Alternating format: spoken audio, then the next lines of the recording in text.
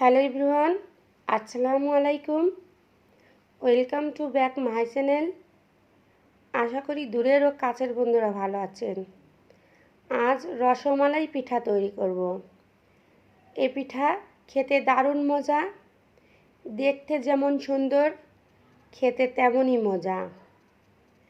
দেখে মনে হচ্ছে পিঠা তৈরি করা কতই না কঠিন, একটুও কঠিন না।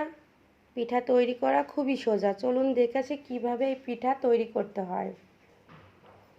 মেজারমেন্ট কাপের 3 কাপ গরুর দুধ নিচ্ছি জাল করার জন্য।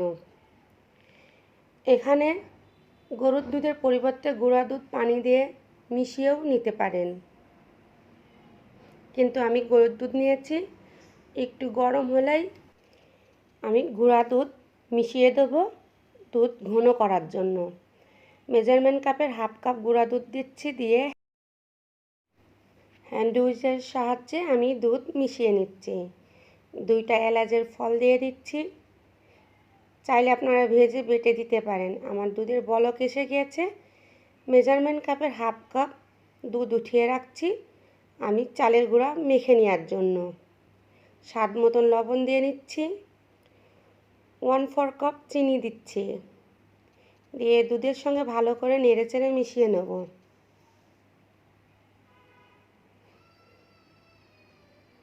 বলক আসছে।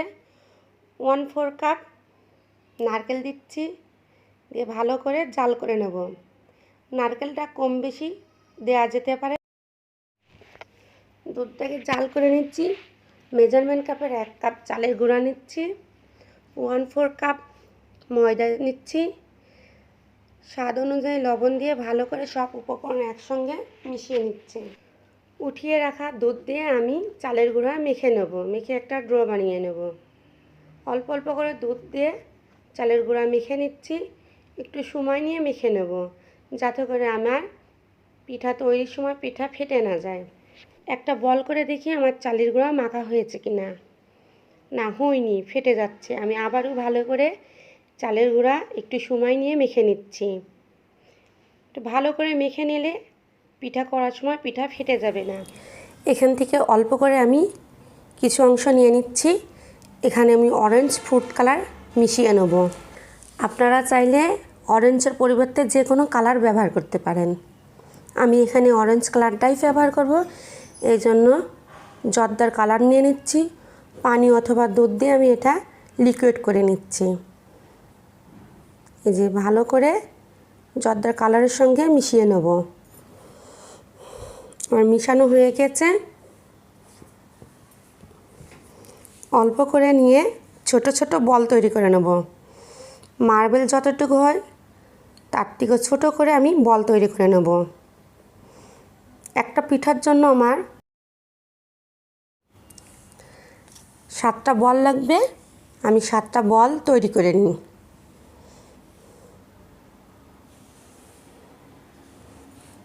একটার সঙ্গে একটা যখন দেবো লাগিয়ে দেবো, একটু চাপ দিয়ে দিয়ে দেবো, যাতে করে একটার সঙ্গে একটা লেগে যায়, পিঠা সেদ্ধ করার সময় খুলে না যায়। আমার ভিডিও যদি ভালো লাগে আমার চ্যানেলটাকে অবশ্যই সাবস্ক্রাইব করবেন, লাইক শেয়ার কমেন্ট করবেন, পাশে থাকা আই বেল আইকনটি বাজিয়ে দেবেন, যাতে করে আমার পরবর্তী ভিডিওর নোটিফিকেশন সবার আগে আপনার কাছে পৌঁছায়। এভাবে একে একে সব পিঠাগুলাই আমি তৈরি করে নেব। আমার চ্যানেল নতুন, আপনারা আমার পাশে থাকবেন, যাতে করে আমি নিত্য নতুন রেসিপি আপনাদের মাঝে দেখাতে পারি। একে একে সব পিঠাগুলো এভাবে আমি তৈরি করে নেব। একটু প্রেসার দিয়ে চাপ দিয়ে আমি এই পিঠা তৈরি করে নেব। একে একে সব পিঠাগুলো আমি উঠিয়ে নিচ্ছি সিদ্ধ করার জন্য।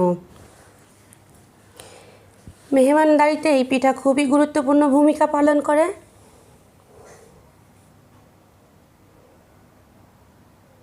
পিঠা সিদ্ধ করার জন্য আমি ফ্রাই প্যানে পানির পরিমাণ বেশি দিয়ে পানি ফুটিয়ে নেব। আমার রেসিপি ভালো লাগলে আপনার বন্ধুদের মাঝে শেয়ার করে দেবেন, অনেকেই দেখতে পাবে। এই যে আমার পানিতে বলক আসছে, আমি একে একে সব পিঠাগুলো দিয়ে সিদ্ধ করে নেব। দিয়ে দিচ্ছি সব পিঠা। নিচ থেকে আলগা হাতে আমি সারিয়ে দিচ্ছি, একটু লেগে যেতে পারে। এভাবে একে একে সব পিঠা আমি নিচ থেকে সারিয়ে দেব। একটু সময় নিয়ে এই পিঠা সিদ্ধ করে নিচ্ছি। এই আমার পিঠা সিদ্ধ হয়ে গিয়েছে, আমি একে একে সব পিঠাগুলো উঠিয়ে নিচ্ছি। আমার পিঠা সুন্দরভাবে সিদ্ধ হয়ে গিয়েছে, পিঠা উঠিয়ে নিচ্ছি। এই যে জাল করা দুধ আমি এবার পিঠায় দিয়ে দিচ্ছি। পিঠা খেতে দারুণ মজা। এভাবে আপনারা বাসায় এই পিঠা তৈরি করতে পারবেন খুব সহজেই। একবার হলেও তৈরি করেন। আজ এই পর্যন্তই। আল্লাহ হাফেজ।